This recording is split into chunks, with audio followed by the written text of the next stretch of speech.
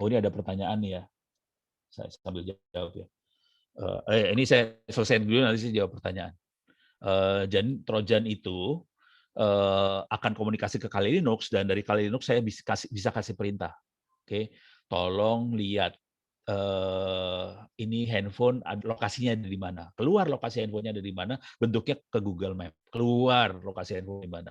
Terus tolong semua catatan history call kemana aja di-download. Download, kita bisa download history call-nya kemana aja. Tolong SMS-nya download SMS-nya. Terus dia bisa bilang, kita bisa kasih perintah, ini webcam-nya ada berapa? Ada 2, depan belakang. Coba webcam yang depan ditarik layarnya ke sini Kali Linux-nya, ditarik layarnya. Yang perlu kita catat pada saat kita melakukan itu semua, handphone kita kondisinya layarnya hitam, standby, ketarik semua ke Kali Linux, dan kita bisa narik itu semua. Bayangkan kalau sampai layar ditarik, kita bisa dengerin yang ada di depan handphone itu lagi ngomong apa, kelihatan semua loh, hati-hati. Jadi kejadian itu, gitu ya. Kalau anak-anak, kalau teman-teman saya lagi kurang ajar banget sih, dia parah banget sih. Dia misalnya gini aja lah, sederhana banget. Anda semua kan di kantor pasti ada aplikasi buat kerja, dan aplikasinya ada yang mobile. Bayangkan kalau kita lagi kurang ajar, kita download tuh aplikasi mobile-nya, kita bungkus tambahin Trojan, udah gitu kasih ke orang-orang di kantor itu. Jadi penyerangnya ngambil aplikasi buat kerja Anda di kantor, dibungkus sama aplikasi Trojan ini, sebarin ke orang kantor itu. Kantor itu kan nginstall dong, karena buat kerjaannya dia.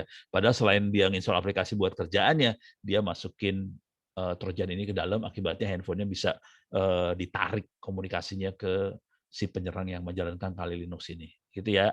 Oke. Ini ada pertanyaan dari Pak Prima Nurul. Ini Bapak, Ibu ya? Bapak kayaknya. Bu, Termasuk Pak. Ibu, aduh Bu maaf. Prima. Maaf Bu Prima, minta maaf. Bu Prima Nurul pertanyaannya gini. Termasuk penggunaan Wi-Fi umum di airport. Apakah juga berbahaya? Iya, berbahaya. Kalau boleh saran, kalau kita pakai bagaimana bila di luar negeri kita transit.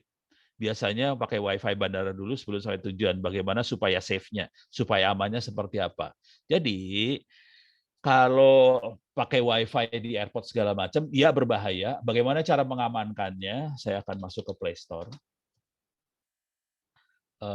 Ini agak sulit, tapi di sini ada program namanya VPN. Nah, ini yang seru nih VPN-nya nih kacau nih.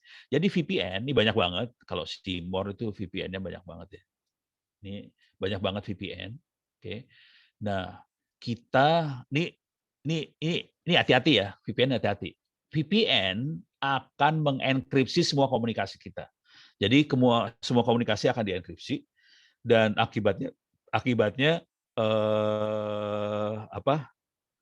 kalau ada penyadap yang ada di dalam Wi-Fi itu, penyadapnya nggak bisa ngelihat apa yang kita komunikasikan, gitu ya. Kira-kira idenya kayak gitu. Cuman yang jadi masalah, ini banyak yang free loh. Ini masalah loh, free. Free bukannya menguntungkan, enggak. Free adalah masalah. Ini ada free. Seringkali yang kita lakukan adalah ngeklik free VPN ini. Ini ada free. Jadi kalau yang free VPN, hati-hatinya gini, oke, si penyadap yang ada di Wi-Fi airport itu tidak bisa nyadap kita komunikasinya apa. Cuman kalau free kan dia akan komunikasi ke server VPN di ujung sebelah sana.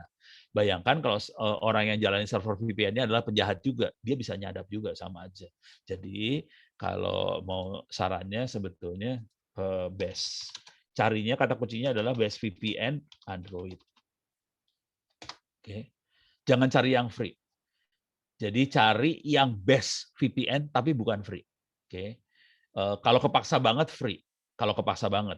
Cuman kalau yang free itu sebaiknya tetap kita tidak melakukan transaksi keuangan. Kalau pengen banget transaksi keuangan, kepaksa cari best yang VPN di Android. Nah, di sini ada ExpressVPN, NordVPN, ada Surfshark. Mereka bayar sih. Bayarnya nggak gede sih, cuma $1-2 nih, less than $2,5 per bulan. Coba kita lihat di sini harganya berapa ya. Jadi bayar sih. Tapi ini dia sopan banget. Mereka tidak akan menyadap apa segala macam. Kalau yang Yang udah main kayak gini dia nggak nyadap, pakai duit soalnya. Dia nggak akan nyadap segala macam karena kita kasih duit. Jadi gitu. Terus ya, oke. Bagaimana bila Wi-Fi sebelum ya. Jadi untuk save-nya pakai ExpressVPN. Dengan asumsi, ada asumsinya ya. Asumsinya handphone kita bersih dari trojan dan sebagainya. Jadi VPN ini hanya akan menolong kita supaya orang tidak bisa nyadap. Cuman kalau sudah ada software penyadap segala macam dalam handphone kita, udah ada trojan dan sebagainya di handphone kita, ya udah kesadap semuanya. Mungkin saya akan kasih cerita dikit. Contohnya istri saya langsung sih. Istri saya langsung, istri saya langsung. Iya emang istri langsung sih. Istri saya itu handphonenya 2 akhirnya. Jadi ada handphone yang dipakai buat Facebook kan ada dan sebagainya. Ada satu handphone yang dipakai buat internet banking. Dilepas dari Facebook, dari WhatsApp, dari segala macam dilepas sama dia. Jadi akhirnya handphone buat transaksi keuangan sendiri satu handphone lagi buat yang rada main-main. Oke, karena handphone itu kadang-kadang dipinjam anak buat install game segala macam. Jadi kepaksa pakai 2 handphone dia sekarang. Satu handphone buat transaksi duit karena dia nggak mau ada trojan dan sebagainya masuk ke handphone yang bisa transaksi. Satu handphone yang buat WhatsApp, buat segala macam. Beres ya. Jadi istri saya akhirnya pakai 2 handphone. Gitu. Dan kalau lagi errornya keluar, itu handphone akan diformat factory reset. Jadi reset factory, dibersihin, terus kita install lagi. Kalau handphone saya rata-rata factory hampir sebulan sekali sih saya factory reset sih. Tapi saya nggak bisa transaksi duit di situ. Cuman gue sebel aja kalau ada yang ini. Jadi kira-kira gitu. Oke, kira-kira gitu. Jadi kalau ada pertanyaan lagi silakan ditanyain. Oke, saya masuk. Ini udah beres ya. Ada 2 tadi, phishing sama malware. Oke, sekarang kita akan masuk ke, saya akan loncat nih materi selanjutnya. Jadi keamanan informasi, keamanan password. Oke, tadi sebagian dari keamanan informasi ada di keamanan password juga sih. Oke, saya akan masuk ke, sebetulnya ini ada di loncat adalah perilaku aman di dunia online. Kalau sederhananya perilaku aman, intinya gini lah, kalau kita mau aman, jangan terlalu membuka diri. Jadi kita harus ada data tutup sih. Jadi nggak semua informasi kita posting di internet. Kalau Anda lihat Facebook saya, kalau nggak saya kasih lihat lah Facebooknya Ono langsung deh. Garing sih. Ini Facebook saya langsung. Ono W Purbo, ini facebook/ono.w.purbo, ini fanpage karena banyak yang follow saya, ini cuma sekitar 150 ribuan kalau nggak salah. Kalau Facebook biasa kan cuma 5.000 ya maksimum. Coba kita lihat postingan saya apa. Tuh, rekaman kuliah IT forensik. Ini kayak gitu doang sih. Ini kalau ini foto-foto tahun 2009 kita bikin IT camp di Cidahu. Terus ada lagi ini saya akan ada webinar tentang bagaimana belajar online tentang sejarah dan transformasi e-learning. Jadi kayak gini doang sih, nggak ada makanan enak di mana. Jadi orang melakukan Facebook yang normal nggak ada di Ono. Ono sangat gini banget, rekaman kuliah tentang cyber security. Ini fotonya kayak gini semua fotonya nih, poster kegiatan. Fotonya kayak gini semua nih, parah. Fotonya kayak gini semua. Jadi hampir nggak ada foto pribadi tuh hampir nggak ada. Oke, jadi saya makanya orang kalau ngelihat Ono, waduh Ono mah boring lah, pokoknya parah banget gitu ya. Oke, jadi itu buat ngurang-ngurangin. Ini ada pertanyaan, halah, chat. Sorry, ini ada pertanyaan lagi sambil jalan.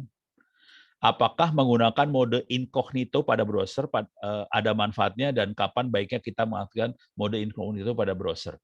Jadi mode incognito itu hanya menghilangkan histori dari akun Gmail-nya kita. Jadi kalau kita lagi nge-web dan sebagainya kan gini ya. Coba saya, nah ini sorry ini saya pakai akunnya istri. Jadi istri saya bisa ngelihat, Ono keyword yang dimasukin di Google tuh apa gitu. Misalnya saya lagi nyari tentang Linux gitu ya. Dia masuk ke historinya dalam istrinya. Istri saya masuk semua. Kalau kita aktifkan incognito, catatan ini dihilangin. Tapi hilangnya cuma di akun istri. Kan akun ini kebetulan kalau saya sama istri ada satu akun tapi pakai namanya istri.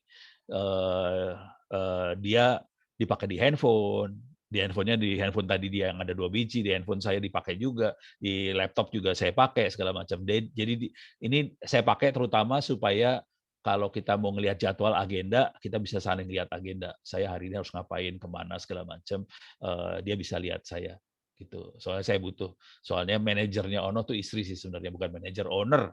Ownernya Ono istri. Jadi supaya ownernya bisa ngelihat Ono kemana aja, ya udah akunnya sama.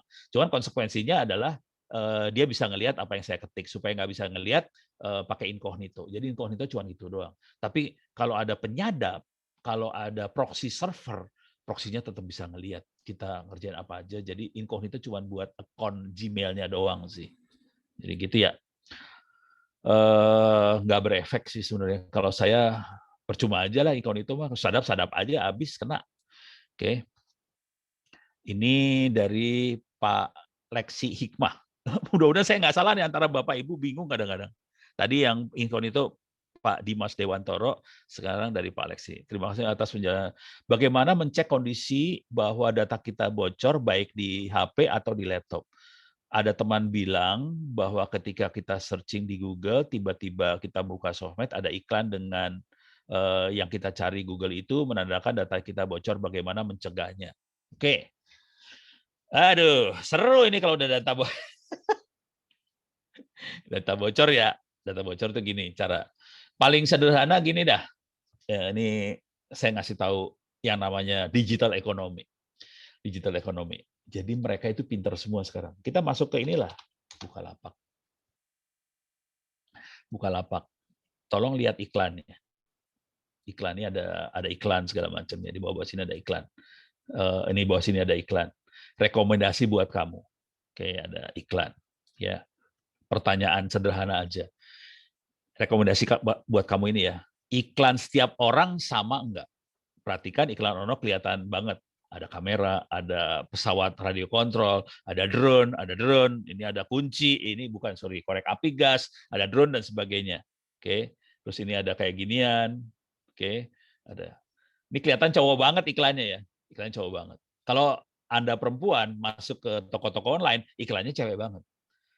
Nah, pertanyaannya bagaimana si Bukalapak, toko-toko online tahu bahwa Ono sukanya ini, gitu ya. Nah, itu adalah proses digital ekonomi. Jadi digital ekonomi, toko online sebenarnya, mereka sebetulnya melakukan mata-mata. Jadi bukannya data kita bocor, kagak, data kita kagak bocor. Tapi software yang ada di sini semua, mereka sudah semakin canggih untuk melakukan mata-mata, dan kalau boleh terus terang, sebagian sudah kadang-kadang bablas melewati etika. Jadi untuk memata-matai kita. Kenapa mereka butuh melakukan mata-mata? Mereka butuh melakukan profiling. Ono sukanya apa sih? Dari profiling sosok Ono tadi, kalau dia udah tahu banget Ono sosoknya seperti apa, dia probabilitas untuk mengeluarkan iklan yang cocok banget buat Ono tinggi banget. Dan kalau Ono ngelihat ini, Ono pengen beli sih. Kayak ini radio kontrol seperti ini, saya pengen beli nih. Harga 1 juta lumayan. Ono beli. Ini kemarin saya beli juga sih. Gue pengen beli yang kayak ginian karena dulunya saya memang pengen masuk ke mesin penerbangan, cuman nggak berhasil. Bukan nggak berhasil sih, bapak saya ngarahin ke komputer aja, no, nanti masa depannya lebih bagus. Jadi bapak saya ngarahin ke komputer, padahal saya pengen masuk yang kayak ginian. Akibatnya saya kalau udah ngelihat pesawat terbang, saya pengen beli dan sebagainya, gitu ya. Dan ini prosesnya adalah mata-mata. Jadi ini tadi pertanyaannya, Bapak, bahwa data kita kebuka, itu karena kita posting aja sih sebenarnya. Perilaku kita dimonitoring sama si ini semua, sama Google, sama Tokopedia, sama Shopee, semua akan memperhatikan kita dan mereka berusaha mengeksploitasi perilaku kita jadi duit sih sebenarnya gitu. Ya ini mudah-mudahan jadi duit doang. Kalau lebih dari duit kacau. Paling blow on mah gini lah. Saya yakin Anda, sebagian besar dari Anda semua pakai WhatsApp. saya termasuk orang yang hampir nggak pakai WhatsApp. Tapi kepaksa pakai WhatsApp dikit-dikit karena istri saya masih kadang-kadang ngamuk ke saya lewat WhatsApp. Jadi kepaksa saya pakai WhatsApp kadang-kadang. Tapi seringnya emang enggak. Males gue. Nah, kita tahu WhatsApp yang punya kan Facebook juga ya. Jadi yang punya WhatsApp adalah Facebook. Jadi mereka sudah agak bablas sih sebenarnya. Kalau ingat, kalau nggak salah di awal tahun ini kan WhatsApp bikin aturan baru.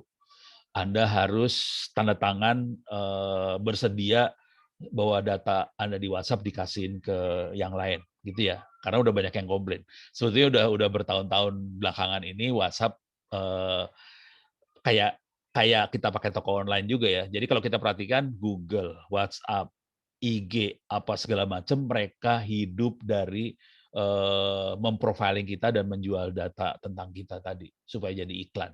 Kalau Google kelihatan banget sih, dia membuat kita jadi iklan. Tapi cara Google masih etis sih sebenarnya. Jadi cara Google etis. Oke, waktu kita cari keyword ini Linux, dia kasih tahu ini. Kalau yang paling kerasa misalnya rumah bagus di BSD. Oke. Nah, sebagian ini iklan loh, hati-hati ya. Sebagian ini iklan. Yang atas-atas ini biasanya iklan. Jadi sebagian ini iklan. Oke. Jadi mereka pasang iklan, udah gitu mereka bayar ke Google-nya supaya waktu orang search ditaruh di paling atas.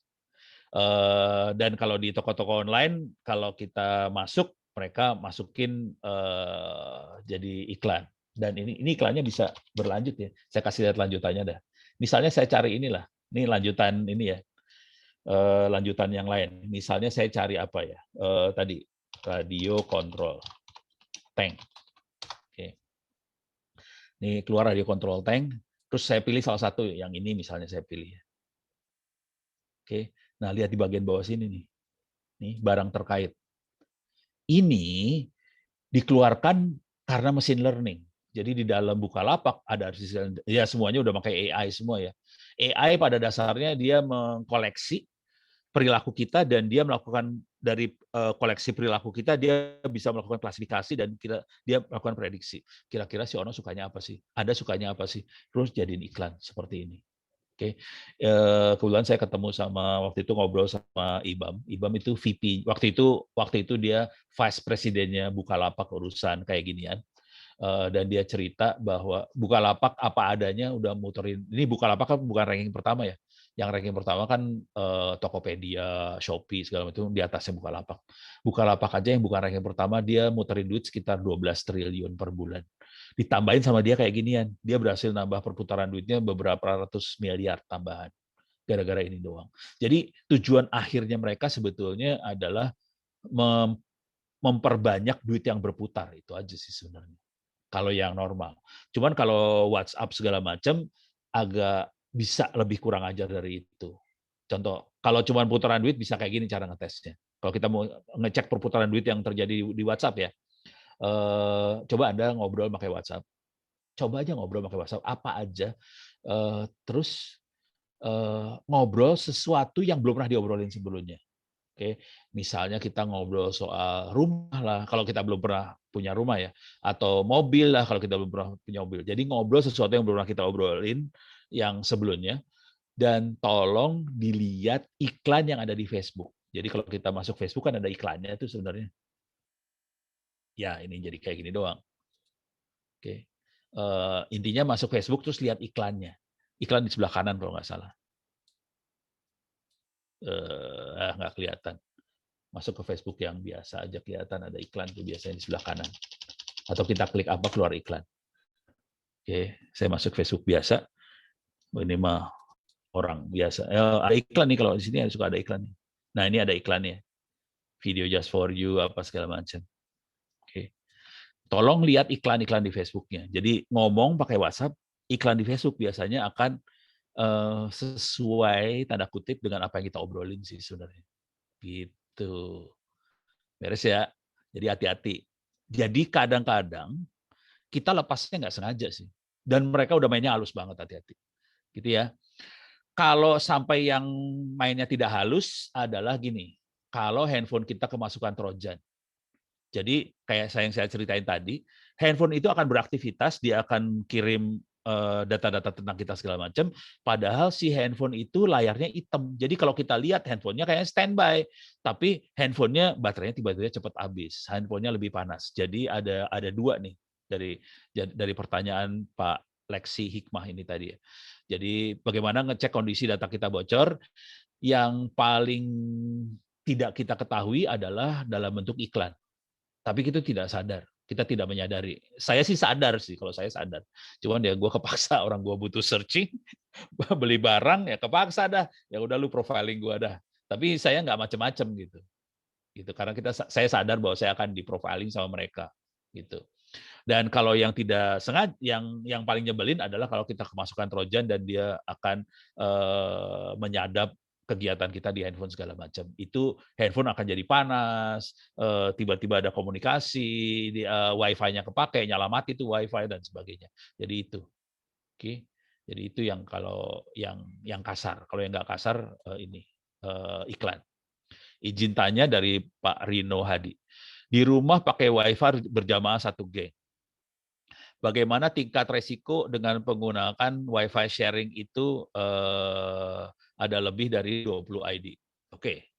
Kalau semuanya orangnya ini pertanyaan buat Pak Rino tadi ya. Jadi ada satu Wi-Fi di rumahnya dan dipakai oleh 20 orang berbarengan. Oke. Kalau itu orangnya Anda kenal semua, sebetulnya masalah yang akan dihadapi adalah lemot aja. Jadi Wi-Fi-nya akan jadi lebih lemot, itu aja. Mudah-mudahan orang-orang yang Anda kenal itu orang baik-baik semua ya, bukan orang jahat. Jadi lemot aja. Yang jadi masalah adalah ini Wi-Fi ini kan kebuka artinya ya. Walaupun di password, semua orang tahu passwordnya. Oke. Jadi ini Wi-Fi semi-semi kebuka, kemungkinan besar kalau kita pakai handphone, kita bisa search Wi-Fi-nya kelihatan ininya ya. Nama Wi-Fi-nya apa, udah gitu orang bisa connect kalau tahu passwordnya. Nah, bayangkan kalau orang punya alat seperti ini. Yang paling blow on aja alatnya. Saya kasih lihat ya. Wajan bolik. Paling keren nih di dunia nih. Ini hanya ada di bangsa Indonesia doang ya. Penggorengan bisa jadi buat Wi-Fi. Jadi ini penggoreng ini benar asli, kalau lihat ini asli penggorengan, jangan khawatir, bukan penggorengan bohongan. Ini tutup panci, yang ini penggorengan lah, ini penggorengan. Cuman yang ini udah rapi, ininya dipotong nih apa, buat ininya dipotong sama dia. Tapi yang ini masih ada buat penggorengannya. Coba lihat, nah ini penggorengannya masih ada nih. Oke. Nah, dengan alat seperti ini, kalau dia posisinya ada di tetangga, dan tidak ada halangan antara rumah dia dengan rumah kita, dia bisa masuk ke rumah kita. Jadi dia bisa ngarahin Wi-Fi dia. Wi-Fi-nya pakai USB nih kalau mau enak sih. Ini kalau kelihatan ada USB nih, connect ke sini. Jadi pakai USB Wi-Fi. Saya USB Wi-Fi. Jadi USB Wi-Fi-nya bisa seperti ini. Bisa yang ada antenanya juga. Itu dimasukin dalam antena penggorengan tadi. Jadi dimasukin ke dalam sini nih Wi-Fi-nya. Oke. Jadi Wi-Fi yang seperti ini dimasukin dalam sini, dia bisa connect ke rumah kita yang bisa jaraknya 500 meter. Atau kalau Wi-Fi-nya taruh di atas, di loteng, di lantai atas, tidak ada halangan, bisa jarak bisa lebih dari 500 meter. Kalau kita lebih gila lagi, Wi-Fi-nya, kalau di hotel terutama ini, kalau ini masih di rumah tadi ya, hotel biasanya ada pasang access point outdoor. Jadi access point outdoor seperti ini bentuknya. Ini di hotel terutama, kalau rumah jarang pakai kayak gini. Biasanya cuma Wi-Fi indoor. Ini access point outdoor supaya hotel-hotel itu, satu hotel itu bisa connect semua. Jadi kalau udah pasang kayak ginian itu udah surga banget, karena tadi yang dari antena penggorengan bisa masuknya bisa jarak 2 km akhirnya ke sini, dan dia bisa internetan gratis. Jadi tujuan utamanya buat internetan gratis. Kalau cuma internetan gratis, kalau dia mau lebih dari itu, dia mau nyadap dan sebagainya, dia bisa nyadap sih. Jadi kita melakukan transaksi, melakukan email apa segala macam, dia bisa nyadap. Jadi buat pertanyaan Pak Rino Hadi tadi, kalau 20 orang aja masalah Anda cuma paling, kalau Anda kenal semuanya, masalah utamanya paling tambah lemot. Tapi kalau ada sampai ada antena penggorengan masuk dan sebagainya, urusan jadi lain banget. Jadi cara yang sering saya pakai, ini Wi-Fi di rumah saya, yang saya pakai adalah power dari Wi-Fi-nya saya kecilin sih.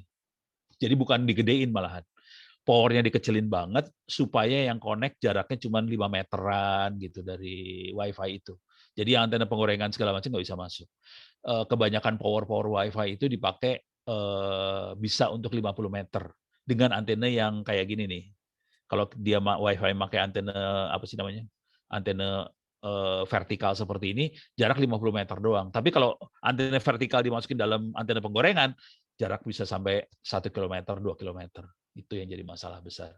Jadi cara saya buat nyelamatin diri saya adalah powernya saya kecilin sih. Cuman nggak semua access point bisa di-set powernya kecil. Itu yang jadi masalah. Biasanya dia bawaan pabrik 100 miliwatt, 0,1 watt itu bisa jarak lumayan sih. Gitu. Jadi masalah itu aja sih resikonya. Cara ngatasin yang lain adalah saya bisa di WiFi itu jadi gini. Wah ini teknis banget ya, ngeri saya cerita teknis. Ya kasih dikit aja dah. More. Di sini ada MAC address ya di sini. Ini ada MAC address. Oke. Jadi kalau kita ini minta maaf ini bukan Windows, ini saya makanya Linux. Kalau pakai Windows lebih manusiawi. Linux kagak manusiawi banget. Di sini ada angka 40167E22.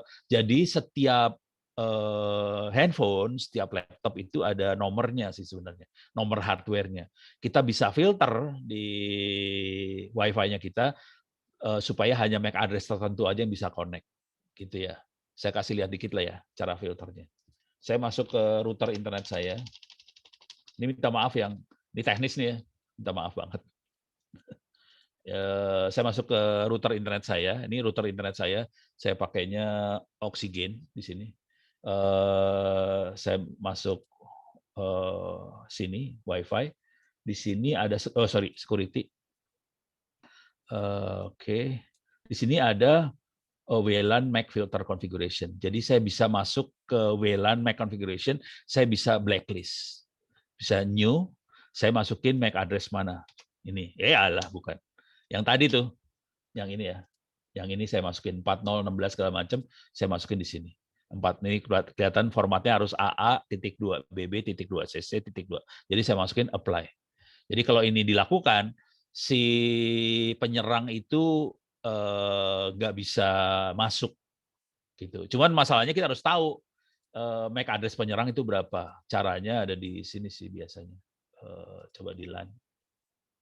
Waduh, ini jadi teknis banget.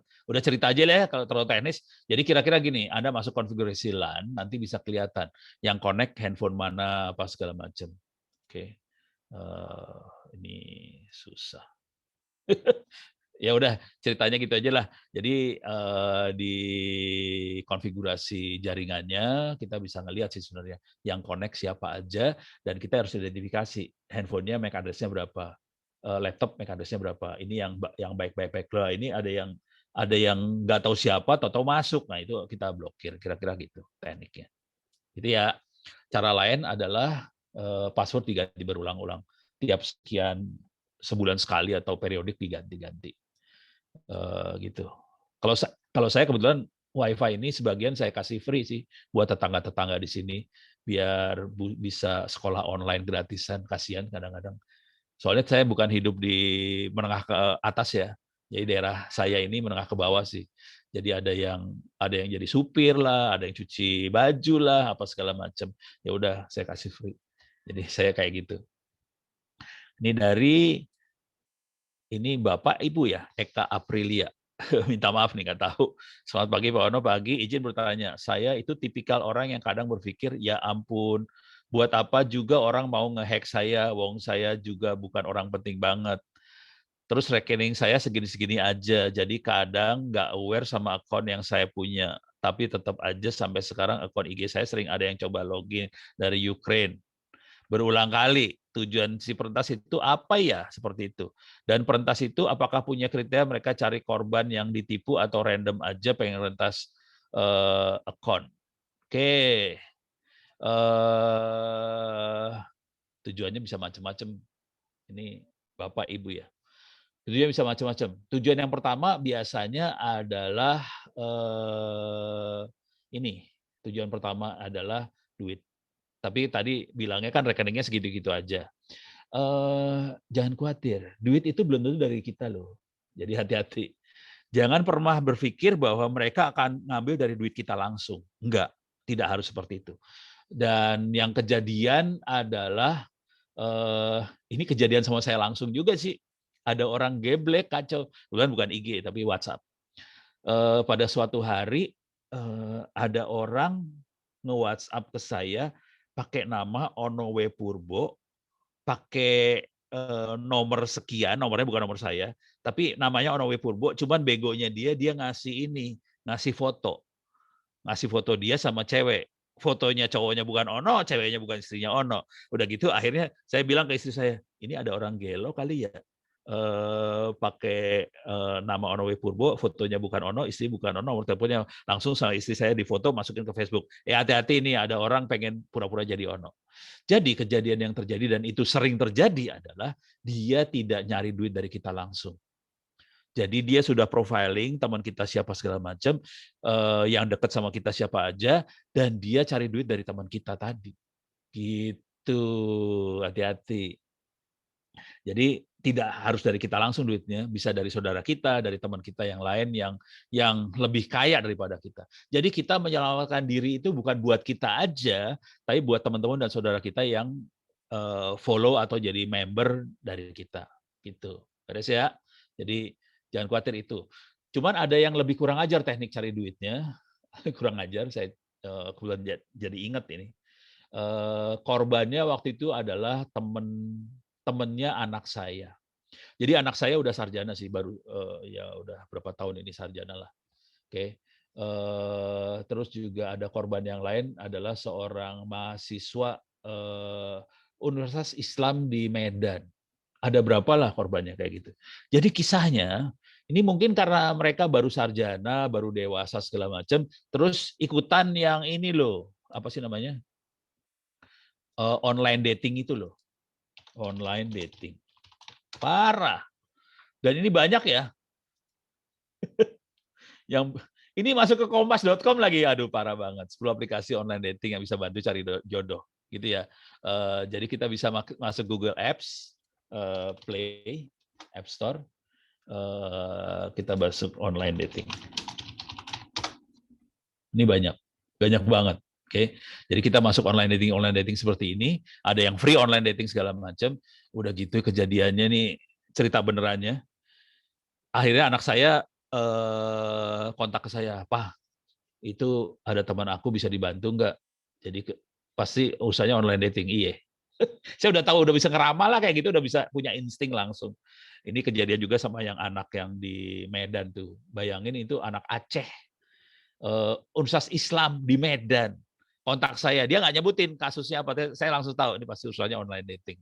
Gue tahu dulu pasti online dating. Jadi kejadiannya sama semua yang namanya online dating, kejadiannya adalah dia online dating, udah gitu sana akan udah dating segala macam, ngobrol segala macam, pakai webcam segala macam, nanti sana akan buka pakaian satu persatu, kita juga akan buka pakaiannya satu persatu. Itu yang jadi masalah. Kita buka pakaian satu persatu. Yang sana yang kurang ajar, yang sana adalah dia akan merekam semua kejadiannya. Ya, waktu kita buka satu persatu ada rekamannya semua, udah gitu dia tinggal bilang. Jadi teknik yang dipakai adalah menyadap kayak gitu. Dia akan bilang bahwa oke, saya punya rekaman kamu, tolong transfer duitnya. Kalau lu nggak transfer duit, ini rekaman akan disebarin loh. Nah, stres tuh. Langsung stres banget. Jadi temannya anak saya stres, yang di Medan stres. Udah gitu kacau. Tapi ya itu nggak bisa diapain. Jadi akhirnya kita harus berpikir lurus-lurus saja. Kita kumpulin semua barang bukti. Kalau sampai dia ngapa-ngapain, dia juga jadi kita bakal kena sih emang. Nama baik kita jadi jelek sih kalau dia sampai nyebarin. Cuman kita harus punya barang bukti dia semua bahwa dia itu melakukan pemerasan dan sebagainya. Kita urusan sama polisi juga. Tapi nama kita bisa jelek sih, gitu. Beres ya. Oke, itu banyak yang kayak gitu. Oke, sekarang dari Pak Willis Projo. Terima kasih Pak Ono, satu kehormatan bisa dengar Pak Ono langsung sejak bangku kuliah. Saya mau tanya nama Bapak di dunia IT. Saya mau tanya tentang fenomena kasus ini ada URL-nya ayobandung.com, puluhan juta rupiah nasabah BNI hilang karena skimming ATM. Wah, ini saya copy paste ya. Ini kasusnya parah banget sih. Banyak sih, bukan. Jadi puluhan juta nasabah BNI nyenyap diduga akibat skimming ATM. Nah, skimming ATM itu seperti apa? Ini bukan scamming, skimming. Jadi ini tulisannya, ini scammingnya lewat ATM. ATM tidak ada alat yang diletakkan di mana kebetulan dekat rumah.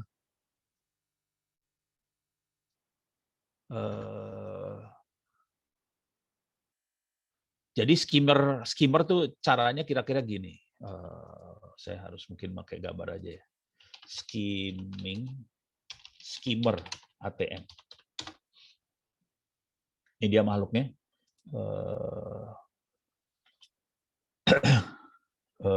Yang penjahatnya itu ATM yang benernya. Ini card skimmer tuh kayak gini ya.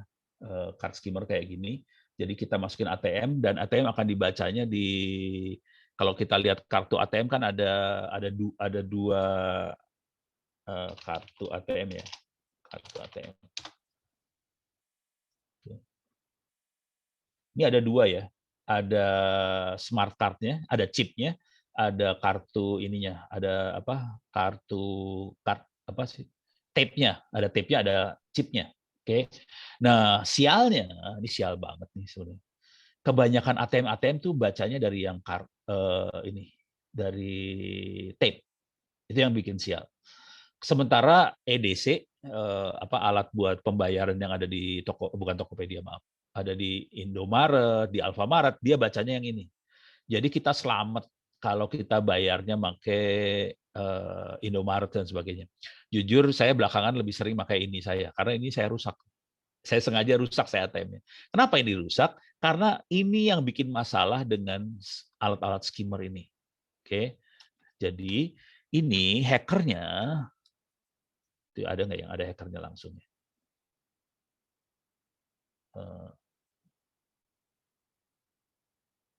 Jadi hackernya tapi ini dia yang berhasil ditangkap ya. Jadi hackernya masang peralatan tambahan dalam ATM-nya. Jadi ini alat-alat yang ditambahin di dalam ATM-nya. Kalau kita perhatiin ada modem 3G dalamnya nih. Ada modem 3G nih, salah satunya ada modem 3G. Jadi nah ini alat-alatnya. Jadi si hacker akan masang alat-alat tambahan dalam si kartu ATM ini. Oke. Jadi akibatnya apa yang terjadi? Waktu kita ini antara real yang sama fake. Ini yang real yang benar, ini yang fake ada tambahan kecil, tambahan. Oke. Jadi tambahan ini artinya waktu kita gesek, dia 2 kali gesek sekaligus. Si kartunya akan digesek 2 kali ke ATM banknya sama ATM ininya kegesek. Kemudian informasi yang pakai yang fake-nya tadi, yang dipasang hacker tadi, akan dikirim sama modem 3G dan sebagainya ini, dikirimin ke si hackernya. Konsekuensinya dia bisa dapat kayak password-nya lah. Kita bisa dapat password-nya ATM-nya, ada di hackernya, terus dia bikin nge-burn kartu ATM palsu ini. Dan dia bisa ngambil. Gitu ya. Jadi skimmernya, terutama yang di daerah, dia bisa ngambil pakai kartu ATM ini. Jadi kira-kira itu masalahnya. Dan jangan khawatir, ini hampir terjadi di semua bank. Gimana caranya kita supaya selamat dari kasus-kasus seperti ini? Caranya gampang, nggak susah juga. Caranya adalah kalau kita mau transaksi, kalau transaksi saya udah ke Indomaret sih atau Alfamaret yang pakai EDC. Jadi yang dibaca bukan ininya, bukan kartu tape-nya, yang baca chip-nya langsung. Karena EDC bacanya chip. EDC punya dua-duanya ya. Dia bisa baca chip, bisa baca ini. Cuman ini saya, kalau Anda lihat kartu saya, ini saya robek. Saya gesek-gesek, saya hilangin. Sengaja. Parah banget. Tapi akibat dari itu saya nggak bisa ke ATM sih. Karena ATM baca ininya. Saya bisa tetap transaksi ke Indomaret sama Alfamart bisa karena EDC-nya pakai baca chipnya. Gitu ya. Kalau ATM-nya dirubah semua, di Republik ini ATM-nya dirubah semua baca chip, karena nggak semua ATM bisa baca chip ternyata. Sebagian besar ATM masih bacanya ini doang. Kalau ATM-nya bisa baca chip, saya selamat bisa transaksi di ATM. Jadi saya kadang-kadang narik duit dari Indomaret sih, narik duit BCA saya dari Indomaret gitu. Karena si Ono rada-rada trauma, rada-rada ini banget, akhirnya saya bacanya dari situ. Beres ya, kira-kira gitu tekniknya.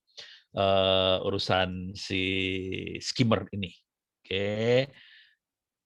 Oke, waduh pertanyaan masih banyak, ada 10 lagi. Pelan. Bagaimana cara kerja pinjaman pinjol nih? Pinjaman online bisa akses kamera HP sehingga kita bisa ngambil foto kita saat itu juga, bahkan bisa akses nomor telepon kerja. Nah, ini nih saya ulang ya pertanyaannya. Ini dari A71 milik Takwin. Pak Takwin, namanya Pak Takwin kayaknya. Saya ulang, ini pertanyaan penting banget. Bagaimana cara kerja pinjaman online yang bisa akses ke HP kamera, sampai bisa ngambil foto kita saat itu juga, bisa akses ke nomor telepon kerja teman, atau saudara kita, dia bisa membuat pesan ke nomor itu, dari isi pesan menyangkakan nama kita. Oke, ini pengalaman dari keponakan. Jadi bukan hanya pinjol, semua aplikasi handphone, waktu kita install, jadi aplikasi yang ada di sini ya, tapi banyak pinjaman online.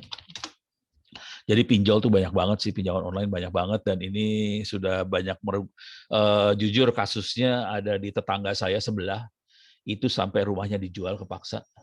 Jadi saya udah cerita tadi, tetangga saya bukan orang berpunya banyak ya.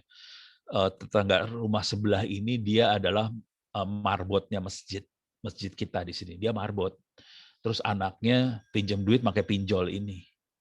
Terus yang di ujung jalan dia jualan seblak, pinjam duit dari pinjol juga. Terus yang di jalan bentar 1, 2, 3, 4 jalan paralel dari sebelah sini, kebetulan ibunya suka kita panggil buat ngurut.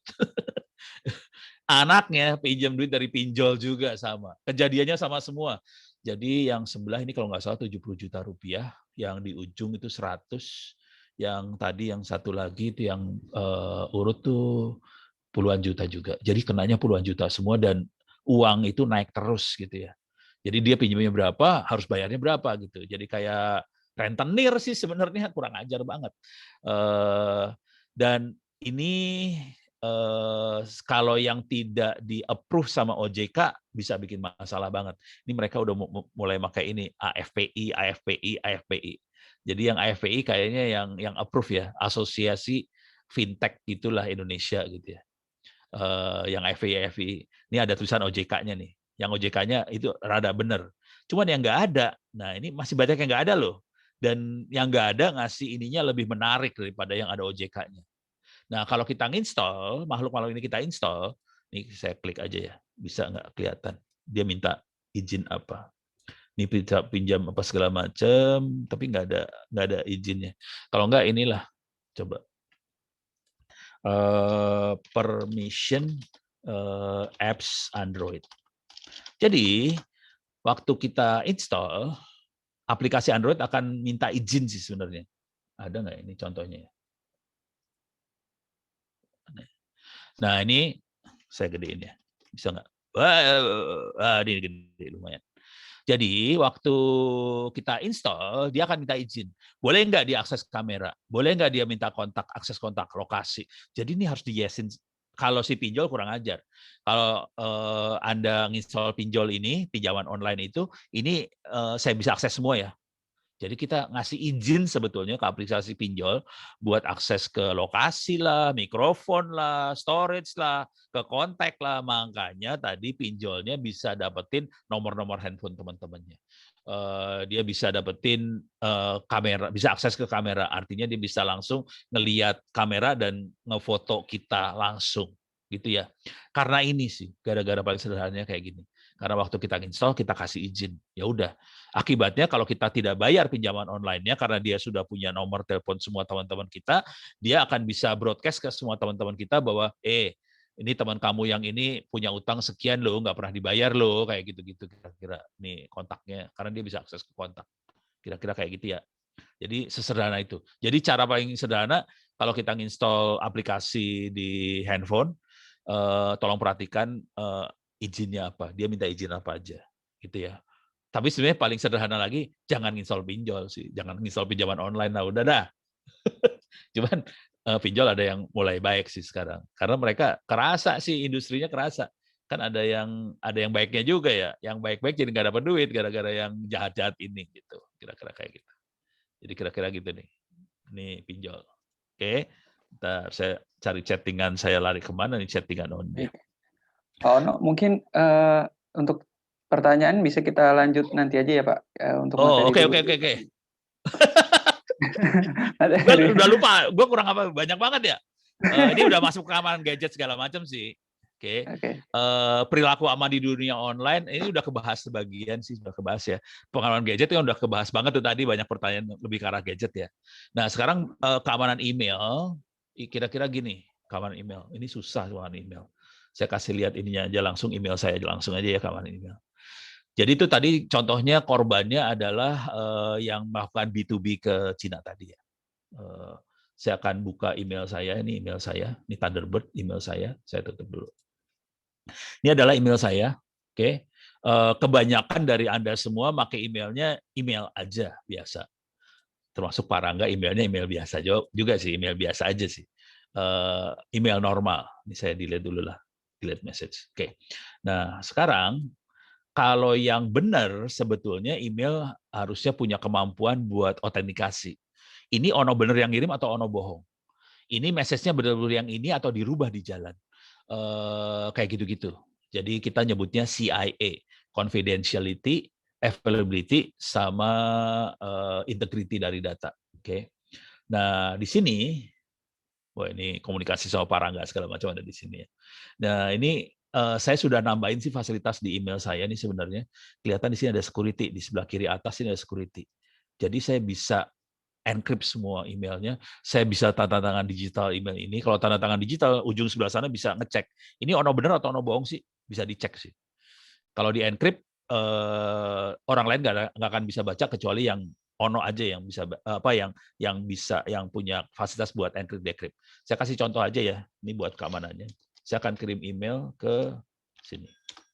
Sama kirim email satu lagi ke ono Secure IT. Sama ke diri sendiri juga lah. ono@itts. Jadi, tapi ini jarang diimplementasikan oleh orang-orang IT perusahaan atau kampus, jarang banget. Ini kebetulan saya implementasi soalnya saya di Secure IT dan kita kebanyakan ngerjain kerjaan-kerjaan di Mabes, TNI, di Kemhan segala macam. Jadi pada saat kerjaan itu dilakukan, kita komunikasinya dienkripsi banget sih. Nah ini saya akan coba ngirim file tes dienkripsi. Oke. Tes dienkripsi. Oke. Ini enkripsi. Cara enkripsinya gimana? Cuman gini doang sih sebenarnya. Require encryption. Terus saya kasih oke, udah. Cuman gini dan dia akan langsung tanda tangan digital. Oke. Saya akan kirim sekarang send. Ini kasih tanda tangan dulu ya Ono gitu. Oke, send. Jadi ini yang harusnya dipakai di email. Kalau yang tadi sampai bisa ketipu transfer karena tidak dilakukan seperti ini, gitu. Nah ini udah dikirim, coba saya akan get message. Oke, ini ada tulisan yang message paling atas tulisannya uncheck. Kalau saya klik unchecknya dia akan berubah jadi tes enkripsi tadi ya. Klik, nah dia berubah jadi tes enkripsi dan langsung saya bisa baca. Padahal dia dienkripsi sih sebenarnya. Saya bisa cek di sini, saya bisa cek. Tanda tangan digitalnya benar, enkripsinya benar. Jadi semuanya udah benar semua. Oke. Nah, tadi perhatiin saya kirim email ke Ono Indonet ID. Ono Indonet ID adalah mail yang ini. Oke, ini mail saya yang di sini. Dan dia nggak punya fasilitas enkripsi sih sebenarnya. Jadi Ono Indonet ini tidak punya fasilitas enkripsi. Saya akan baca, load lagi. Saya akan dapat mail enkripsinya belum masuk nih. Mail enkripsinya belum masuk. Butuh waktu kayaknya. Tapi kalau dia masuk, saya nggak akan bisa baca mailnya karena dienkripsi dan saya nggak bisa buka. Jadi yang Ono Indonet ini nggak bisa buka gitu. Apalagi yang belum tadi ya, gadget udah, perilaku aman udah kebayang ya, password udah kebayang. Ini sebagian besar udah 1, 2, 3, 4, 5 udah kebayang semua sih. Ada yang kurang nggak, Pak Rangga? Saya ada yang kurang nggak? Atau ada pertanyaan mau dibaca ya? Sudah ya. Oke, berarti kita kalau sudah materinya kita pertanyaan dari terakhir Ya tadi ya, Pak? masih sisa banyak pertanyaannya, stres gue. Nanti kalau waktunya sudah cukup, nanti mungkin di-post aja dulu materi, nanti saya kirimkan Japri ke Pak Ono ya. Oh, iya iya iya, gini, kalau gitu, pertanyaan yang belum berhasil saya jawab, silakan. Oke, saya masuk chat aja deh ya. Kalau ada yang ini, sorry, ini lagi nulis buku nih. Kalau ada apa-apa, silakan catat ini saya aja, ono@indo.net.id, Twitter @ono_wipurbo. Jadi silakan nanya atau ngechat lewat email atau Twitter, silakan juga, nggak masalah. Tapi kalau dari Pak Rangga nanti ada yang ini berhasil dikumpulin semua, silakan dikirim ke saya, nanti saya akan jawab pakai YouTube gitu, kira-kira gitu. Oke. Sebelum ini, ya Pak Rangga, mana yang mau dipilih nih, pertanyaannya banyak, stres saya. Siap. Kita lanjutkan dari yang terakhir ya, Pak. Tadi kan Oke, terakhir go. dari Pak Takwin, sekarang kita lanjut ke Mas Cesar. Selamat pagi Pak Ono, mohon izin bertanya terkait dengan keamanan password, baiknya seperti apa? Karena mungkin saja berbeda pattern password pada setiap apps. Di sisi lain, jika disimpan pada sebuah media, maka ada potensi bocor. Oh, oke. Nah, Ini masalah keamanan password dan passwordnya banyak, terus gimana caranya kita punya password yang banyak, terus gimana cara nyimpennya supaya kita aman gitu ya. iya. Paling gampang gini dah. Kalau kita punya password banyak, kita pakai rumus sebetulnya. Ini artikelnya banyak di YouTube sih, ya. Password apa ya kalimatnya ya? Equation. Ini saya pakai bahasa Inggris ya. Simple remember. Jadi teknik yang dipakai mereka rata-rata pakai rumus sih sebenarnya. Jadi rata-rata bagaimana password formula yang gampang diingat, passwordnya unik gitu. Jadi rata-rata gitu sih. Dan ini artikel kayak gini banyak banget, jangan khawatir. Jadi mereka rata-rata curang sih. Nah, nih dia pakai formula. Tambahin nomor 4, tambahin nomor 3. Akhirnya kita tahu. Ini tahu Blue for GMA itu buat Gmail. Blue for Facebook, ini Twitter, ini apa. Jadi passwordnya kayak gini. Tapi masih gampang nih. Oke. Dia pakai email yang gawat-gawat juga bisa nih. Use space, apa segala macam. Jadi pakai formula 1. Jadi dia pakai rumus gitu. Jadi sarannya sih coba masukin rumus, kita bikin rumusnya sendiri, rumusnya harus kita yang tahu sendiri ya. Jadi sarannya kita pakai rumus, udah gitu rumusnya akan mengalihkan dengan situs apa gitu, pakai situsnya, nama situsnya masuk, udah gitu jadi masuk rumus. Dan ini yang dipakai banyak orang tuh mainnya kayak gini, main formula kayak gitu. Gitu. Cuman ini kejadiannya nih ngomong terus terang aja sih. Kalau istri saya kan susah suruh pakai rumus kayak gitu. Nggak tahu cewek ibu-ibu suka susah banget. Akhirnya kejadiannya saya yang suruh ngapalin passwordnya dia kan susah ya. Jadi kalau jujur saya sendiri kepaksa nyatet sih. Passwordnya istri gue catat. Akhirnya dia kalau ada apa, "Pah, password Google aku apa?" Ya kepaksa lah. Gue cari catatannya, ini password Google lu ini. Jadi jujur, walaupun saya tahu teorinya seperti ini, kalau saya tidak bisa memberlakukan teori ini ke istri saya juga, akhirnya saya nyerah, ya udahlah gue catat aja lah password lu. Jadi ada yang pakai formula, teknik yang dipakai formula, ada yang formulanya gampang-gampang banget sih. Jadi banyak banget orang teknik formulanya macam-macam, bisa cari ide-ide gini ya. What is the easiest to remember password? Nah kayak gini-gini ya. Kayak gini. Ya gitulah kira-kira. Beres ya? Pakai formula paling gampang. Selanjutnya Pak Rangga, Formula ya, Pak. Nah, ini formula. ada masih lanjutan dari Mas Cesar. Mas Cesar, apakah ada ciri khas web atau apps atau VPN yang memuat trojan? Khasnya nggak sih, Pak? Gitu. Khasnya ini nih. Jadi gini ya cara berpikirnya. Aplikasi-aplikasi yang jelek, apakah itu trojan atau malware, apa segala macam, itu kan aplikasi ngaco-ngaco semua. Biasanya mereka akan bersarang di situs yang jelek juga. Jadi yang jelek sama jelek akan kawin sih sebenarnya. Jadi aplikasi trojan dan sebagainya yang jelek-jelek, ngaco-ngaco segala macam, akan bersarang di situs yang jelek. Contoh situs jelek apa? Situs buat pornografi lah, situs judi lah, situs-situs yang banyak kekerasan. Jadi orang-orang jelek itu berkumpul. Cuman hati-hati, mereka bukan orang bodoh. Hati-hati banget ya. Jadi situs-situs pornografi apa segala macam itu bukan orang bodoh yang bikin, itu orang pintar dan jago. Dan ini banyak sekali orang, ini udah di luar itu ya, banyak sekali orang suka email ke saya, Wono, ajarin saya hacking dong. Saya pengen nge-hack situs-situs pornografi, mau jadi apa pahlawan gitu. Hati-hati lu, itu bukan orang blow on tuh sebelah sana. Jadi mereka jago-jago juga, kalau kita nyerang, mereka bisa nyerang balik, dan mereka tidak punya etika waktu nyerang balik. Hati-hati. Mereka lebih ganas nyerangnya. Jadi kalau kita main gitu, hati-hati aja. Gitu. Jadi jawaban sederhananya, situs yang ngaco-ngaco tadi. Paling gampangnya gini lah, kalau kita lagi nge-web situs porno, kadang-kadang suka ada pop-up ya. Nah, itu udah mulai tuh kacau. Dia akan nginstall sesuatu di komputer kita, gitu kira-kira gitu. Itu Pak Rangga. Baik, terima kasih Pak Ono. Mengingat keterbatasan waktu, nanti untuk Bapak Ibu pertanyaannya nanti saya compile dulu ya, nanti baru saya kirimkan ke Pak Ono. Mungkin Pak Ono nanti Oh iya, bisa jawab silakan. buat videonya Yang ya. belum sempat Karena kejawab ya?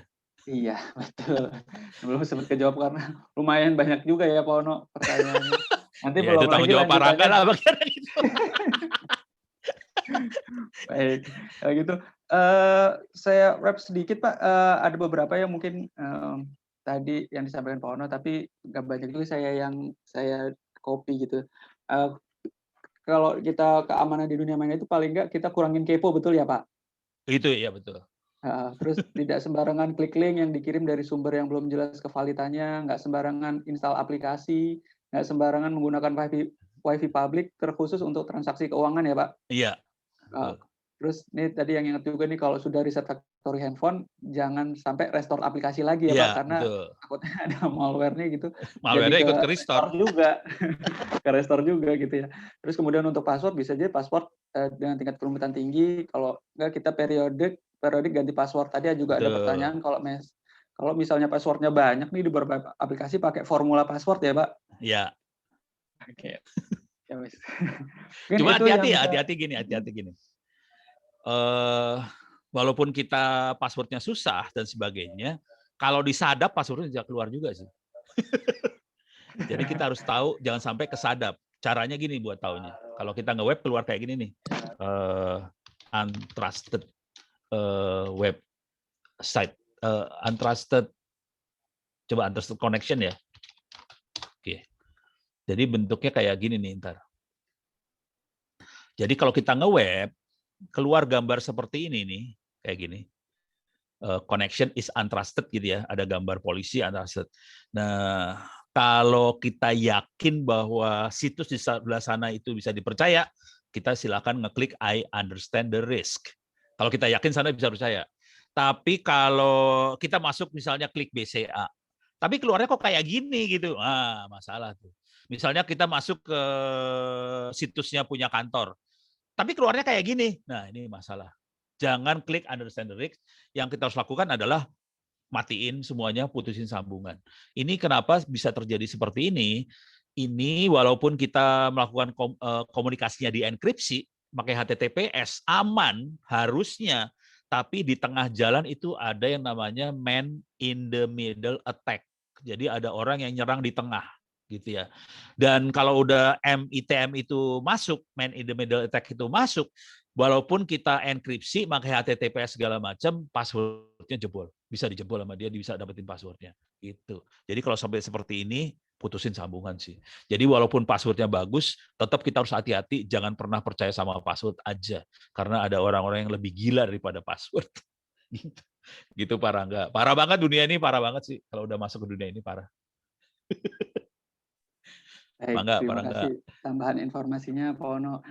Baik, mungkin itu yang bisa. Terima kasih sekali lagi Pak Ono untuk sharing-nya. Ini dua hari ya Pak, dari yang batch 1 sama batch 2. Iya, batch 1 lebih stres daripada batch 2. Minta maaf batch 1. Baik, gitu. Terima kasih. Ini kebetulan saya rekam, jadi teman-teman yang nggak bisa hadir hari ini, nanti mereka coba playback hasil recording-nya gitu, Pak Ono. Iya. Baik, sekali lagi terima kasih. Sebelum kita berpisah, Bapak Ibu partisipan hari ini boleh kita on kamera, kita mau foto bersama sama Pak Ono juga untuk dokumentasi sharing hari ini, boleh? Ya, on cam, on cam. Iya. Tadi buat ngirit bandwidth di off cam. Wah, ini Pak Agus dari ini ya.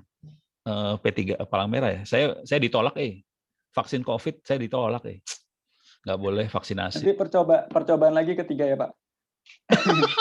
Nggak tahu tekanan darah masih ketinggian katanya. Kemarin 200 saya. Kemarin 180 ditolak. Pertama 200, kedua 180. Kita tunggu 1 menit untuk teman-teman yang mungkin persiapan untuk on kamera sebelum kita capture.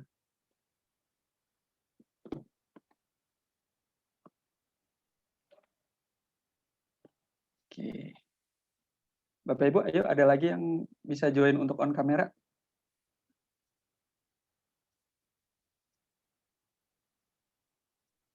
Lagi kita foto bersama-sama pakar IT Indonesia. Ini WFH semua ya, lagi WFH semua ya. Kebetulan sih kita banyak yang WFH, Pak Ono. Kalau di kantor kan lebih seru ya pakaiannya.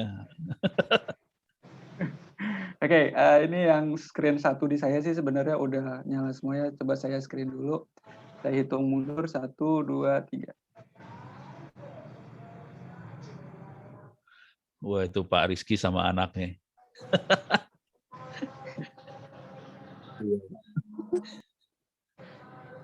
Sebelah lagi yang page 2 sebentar.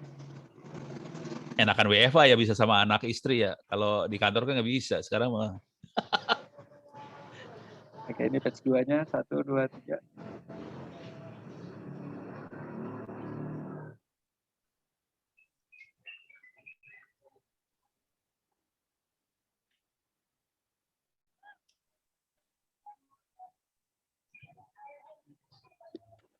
Baik.